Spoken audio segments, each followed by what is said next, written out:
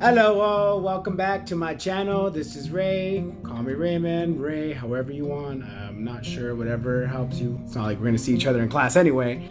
Today I'm gonna be taking a closer look into Kingdom Plantae, more specifically Division Bryophyta. Bryophyta. Bryophyta. That's the one it's called.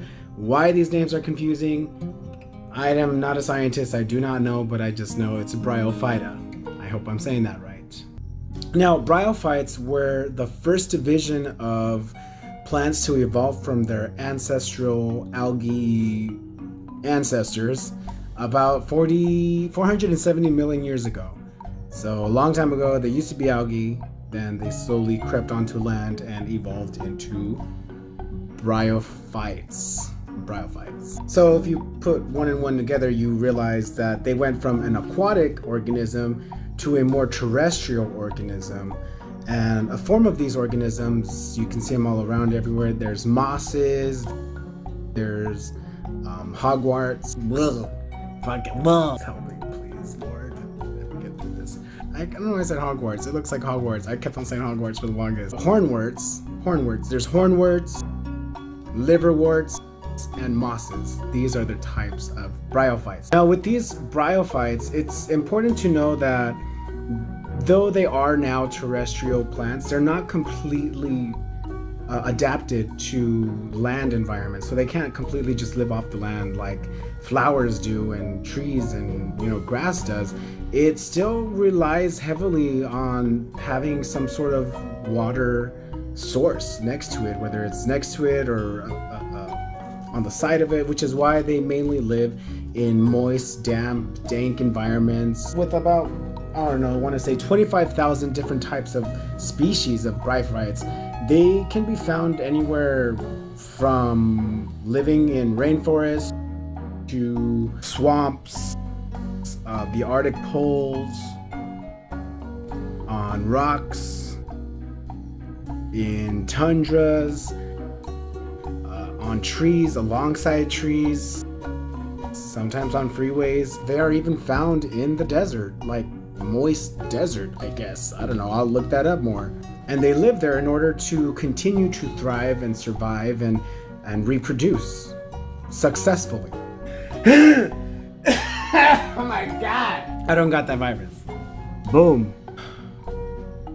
Fun fact is that this particular species, it falls into category of a pioneer species that often venture out into new inhospitable areas. It's because of these bryophytes that we have all these plants and stuff. They were the first ones to anchor themselves onto land and spread out onto more land, continuously, dragging that water with them. And they're the ones that started the whole they're the ones that crawled up out of there and just went all around and started growing moss everywhere. Mind-blowing.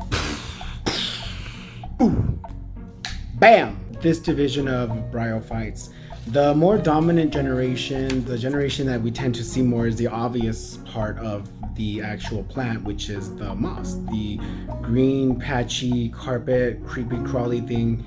That part that's clear to the naked eye is the dominant part, which is again called the gametophyte.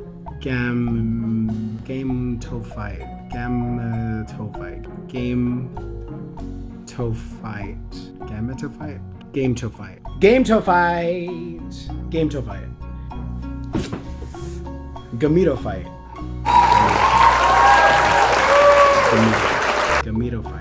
The reason why they grow so low to the ground and outward instead of upward is because they are non-vascular plants. In other words, meaning they don't have a phylum, they don't have a xylem, they don't have true leaves, true stems, roots, nothing. They're non-vascular. They don't have a vascular system set in place.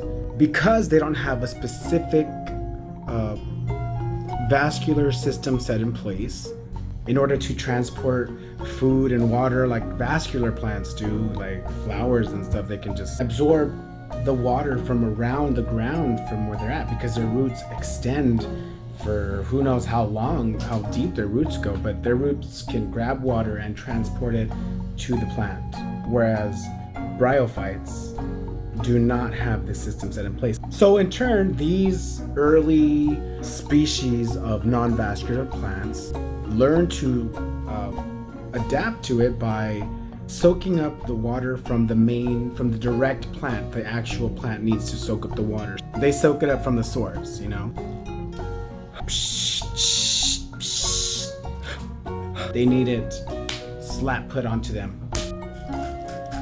So, which is why they need to live in moist environments. Another issue that these plants ran into, this species ran into, how do they go about reproducing and, you know, making babies or doing whatever they need to do to extend the generation? Like, how do they reproduce? This type of plants don't have a seed, they don't have pollen, they don't have fruits that can, you know, drop seeds down and they grow everywhere. They don't have flowers, so they don't bust out with flowers and boom, you know, a bee, you know, taking the pollen to another plant and then it gets reproduced to the other one, and then he goes to her and him and her and he bounces back and forth and they make babies with each other, whatever. They don't do that stuff. They ain't like that.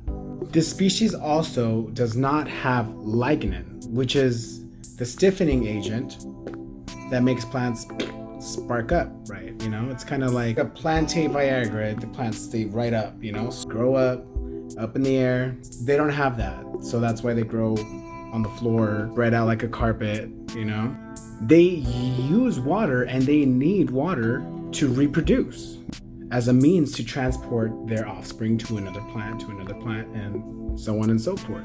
The male gametophyte has a structure called the antherodium, which carries a sperm inside of that. The female gametophyte has a structure called the archegonium, which carries the eggs. So when the male gametophyte's sperm carried and transported via water trickle, raindrops, water just makes that sperm swim. Just keep swimming, just keep swimming, just keep swimming, swimming, swimming, swimming, swimming. Swims into the female plant. Boom, she's preggo. Let me tell you, Maury, it is his baby. It is his zygote. The eggs and the sperm then combine, just like normal people's eggs and sperms combine, creating the zygote within the female plant, which then begins to produce a spore structure which grows out of the gametophyte, creating what is then called a sporophyte. That is the structure that comes out of the female. It just like grows out of her body, you know, like alien. Blah, you know, like, oh my god. Why does it happen like that? Why does it grow? I don't know. Women always get the short end of the stick, right? They gotta hold the baby. They gotta carry the baby for 9 months. Watch the kid. Stay home and watch the baby. Why is it always women that get the short end of the stick? I don't know. Whereas the guys are just like, even in plants, the women get the short end of the stick still. What? Get that child support if he don't want to help you. What? Shit. Don't stay in my pond, Richard. Get out. The sporophyte then releases the spores when they are mature enough. The wind carries the spores out and they land down and create more gametophytes. And so this cycle is just an ongoing cycle where the gametophytes produce the sporophyte, which produces the gametophyte, which produces the gamophyte, which produces the gametophyte, which produces the spermophyte, which produces the into an endless cycle known as alterations of generations, which is basically what I just said. And so I say thank you once again for joining me on a closer look into the plantae kingdom of